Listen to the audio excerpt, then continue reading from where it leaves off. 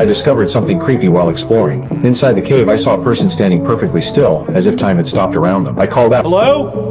but there was no reaction. I tried to get my dog to come with me, but it was terrified and refused. So I went in alone. I moved deeper into the cave. After a few steps, I hit some strange force in the air. I reached out and touched it. It felt dense and solid like an invisible wall. Each step through it took real effort, but I needed answers. I forced myself to keep going. The farther I went, the more disturbing it became. The moment I made it through the air wall, the person ahead began moving normally again. There was a gun at their waist, and they immediately seemed dangerous.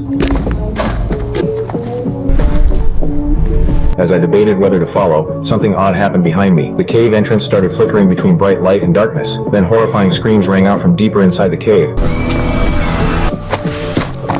I sprinted for the exit. I got outside safely, but none of it made sense. It had been noon when I first entered the cave. I was inside for only 3 minutes, but when I came back out, it was completely dark. My dog was gone too. In disbelief, I ran straight to my car. When I reached it, the whole car was covered with weeds and vines. I tried to start it, but the battery was dead. Then I noticed my work photo. It had yellowed from oxidation like years had gone by. I stepped away from the car and looked around for a clue. That was when I saw an SUV parked nearby. I'm gonna check your truck for jumper cables.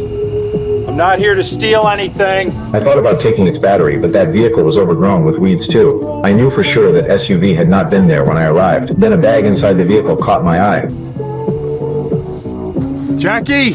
I realized my students must have come looking for me after I entered the cave. It seemed they had gone inside as well. With that in mind, I headed back to the cave. This time I brought a lot of glow sticks and dropped them as I walked so I could trace my way back out.